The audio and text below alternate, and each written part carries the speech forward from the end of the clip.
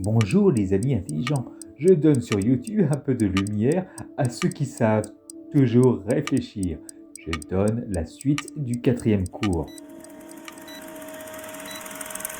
Bien, on a vu dans la dernière vidéo l'extérieur. Maintenant, voyons en profondeur. Ce sera juste l'occasion de parler de neurotransmetteurs. Enfin, un scientifique américain, je dis grand merci, un scientifique américain, Daniel Siegel, nous a guidés, il a représenté l'intérieur de notre cerveau par une main. C'est très facile. Je répète son travail, du moins les résultats, car il me semble bien que la structure n'a pas été bien saisie, notamment pendant cette dernière période de coronavirus. Oh, je l'ai bien dit. Vous allez comprendre quel est l'objectif de ce savoir. Il y a 3 parties dans le cerveau. C'est une information à connaître maintenant. Et là, je parle à tous ceux qui croient que l'homme n'est pas dans le règne animal. C'est clair, je veux les éclaircir. Certains peuvent considérer l'homme comme différent de l'animal. C'est une conviction, oui. Il doit être absolument admis aussi que la structure de l'homme est dans le règne animal. Écoutez-moi bien, je n'ai pas dit que l'homme est un animal. J'ai simplement dit que l'homme est dans le règne animal. Sa structure est comme celle des animaux. C'est très important de comprendre cela car les analyses des premiers cerveaux, de chaque partie du cerveau, ont été faites chez les animaux. Certains animaux le possèdent. Qu'une seule des 3 parties, d'autres en possèdent 2, et nous, on en possède 3. Donc on va voir les 3 parties, et je rappelle que Siegel nous symbolise le cerveau par une main. C'est très pédagogique. Faites comme moi, la main est ouverte, levez vos mains, faites comme moi. La première partie, la partie primitive, est appelée cerveau reptilien, représenté par le 1. Comme son nom l'indique, il est primitif. Certes, on n'est pas des reptiles, mais chaque être vivant possède cette partie archaïque aussi. Ce cerveau archaïque réagit aux questions de vie ou de mort. Cette partie du cerveau, qui est primitive, est en fait très rapide. Elle s'occupe de nos perceptions présentes. La connaissance du cerveau reptilien est l'outil de travail, d'ailleurs, des marketeurs. Je vous en reparlerai. Mais avec des vidéos pleines de belles sensations, ils peuvent nous créer de nouveaux besoins. On en reparlera. Premièrement, on peut donner l'exemple dans ce règne animal d'animaux qui ont le cerveau reptilien. Le reptile, bien sûr, le poisson rouge, l'insecte, en fait tous les animaux. Presque tous les animaux.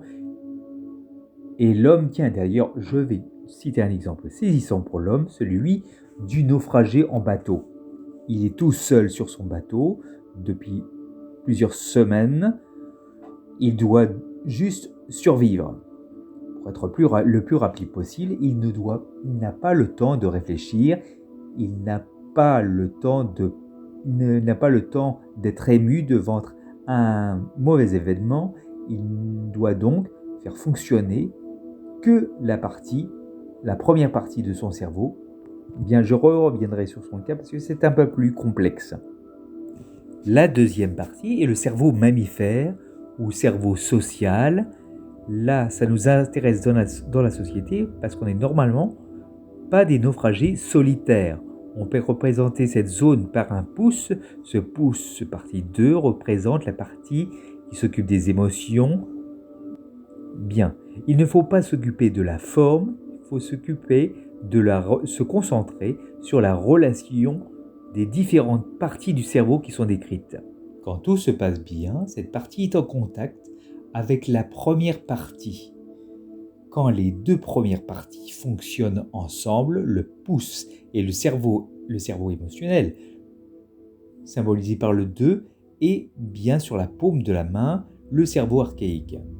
Le cerveau, utilisant ces deux parties, s'occupe donc de nos émotions passées et sentiments et de nos sensations présentes. Tous les animaux qui vivent en groupe ou en meute comme les loups, les lions. Dans l'espèce humaine aussi, il y a un chef, et le chef est celui qui maîtrise, qui a une intelligence émotionnelle la plus importante. Où j'en reviens à l'exemple du naufragé. Lui était tout seul. Surtout, il ne devait pas faire fonctionner son cerveau émotionnel. Il ne devait surtout pas avoir peur. Il devait surtout ne pas rencontrer les grands types d'émotions que l'on connaît, les 6 émotions primaires, comme la peur, la tristesse, la colère, la joie, le dégoût et la surprise. Et comment faisait-il pour ne pas être ému ? Il ne faisait fonctionner que son cerveau rationnel, son cortex et son cerveau reptilien. Oh, cet exemple est la bonne occasion pour parler du cortex. Donc on va voir la troisième partie. Cette partie 3, bien sûr, est représentée par le dos de la main, numéro 3. Quand tout se passe bien, les 3 parties fonctionnent ensemble. On peut symboliser le 3 par les doigts qui se replient sur la main. Ainsi, le cerveau, bénéficiant des parties 1, 2, 3, connaît le présent, le passé et le futur. On peut aussi donner des exemples d'animaux. L'homme n'est pas la seule espèce à posséder les 3 parties. On peut représenter la baleine bleue, vous connaissez, la grande baleine qui traverse l'Atlantique et puis le Pacifique. Oh oui, il est à souligner que ce n'est pas l'homme qui a le plus grand nombre de neurones dans le cortex, c'est le dauphin phénix. Bon, je le sais, mais pour plus de détails, il faudra s'adresser à un spécialiste. J'en reviens notamment à l'exemple du leader que j'ai donné tout à l'heure. Bien, il nous parle d'avenir, c'est vrai, mais j'ai dit qu'un leader avait besoin de son cerveau limbique et on a vu qu'il s'occupait que du présent et du passé. Mais en fait, je vais vous expliquer, c'est ça la technique. Il montre que c'est un leader. Il sait jouer sur les émotions des autres et quand il sait que tout le monde le suit, il peut donner ses prévisions. Il peut travailler dans le futur. Mais là, il est sûr que ses prévisions seront acceptées. C'est le rôle du politicien d'ailleurs. On va commencer à résumer un petit peu la vidéo et vous allez comprendre que ça peut vous servir. Le petit A, on a vu le cerveau reptilien, il s'occupe de nos perceptions présentes, il ne s'occupe que du présent. On a une réaction rapide et simple. L'image d'une boule de billard est à retenir. Petit B, le système limbique, il s'occupe des émotions passées et des sentiments, ça on en parlera si vous voulez, et des sensations présentes. Ainsi, le cerveau peut s'occuper du présent et du passé. Certaines émotions freinent et d'autres accélèrent une réaction. L'image du chef d'un groupe est à retenir. Plus le chef maîtrise les émotions des autres, plus il dirige facilement le groupe. Et grand C, la troisième partie, elle s'occupe du présent, du passé, du futur. L'image du sportif de haut niveau est à retenir. Bien sûr, vous connaissez maintenant les 3 zones. Les 3 zones ont été symbolisées par différentes parties de la main. Pour que le cerveau fonctionne bien, il faut qu'il y ait les 3 zones en relation. Le pouce sur la main, les doigts de la main sont recroquevillés pour former un point. Un point est formé pas pour taper le voisin, mais pour saisir une situation. Vous connaissez l'expression prêter main forte. Voilà. Il faut savoir que dans la vie, on fait toujours appel à notre cerveau dans l'ordre chronologique 1, 2, 3. Il faut s'inspirer encore des naufragés qui arrivent à affronter des problèmes immenses que l'on croit impossibles à résoudre. Ils font fonctionner le cerveau dans l'autre sens, le cortex en premier et le cerveau reptilien en dernier, le 3 et le 1. Dans cette vidéo, je reviens souvent sur l'histoire des naufragés car j'assimile beaucoup mon handicap à un naufrage. Certains naufragés, certes, ont survécu et à cette image, de la même façon, j'ai utilisé mon cerveau dans le sens inverse. Au lieu de croire ce que je vois ce que je crois. Si vous ne comprenez pas bien, je vous expliquerai plus tard dans d'autres vidéos. J'y penserai dans d'autres vidéos. Je pourrais donner l'exemple du naufragé en plus en détail et de l'étudiant en médecine, du chirurgien et de personnes importantes et de quelqu'un de normal comme vous. Bien, vous avez rempli maintenant votre sac d'informations. Il ne vous reste plus qu'à commenter, partager, liker la vidéo et pensez aux abonnements aussi pour ne pas louper la suite. Vous avez bien compris ? Oh, dans cette vidéo, je vais vous parler un peu des neurotransmetteurs. Je vous l'ai promis, les 3 parties du cerveau doivent communiquer ensemble. Il faut un messager rapide. Dans le cerveau se trouvent des cellules que l'on appelle des neurones. J'insiste bien. Chacune communique entre elles. Il n'est pas très important de connaître le nom scientifique que je donne, mais l'important est de savoir comment marche le message nerveux qui utilise les neurotransmetteurs. Ces neurones ressemblent un petit peu à un arbre. Les branches sont des dendrites. La tige est appelée un axone. Il n'y en a qu'un. Comme une seule tige, l'axone se termine par de nombreuses synapses, des boutons synaptiques.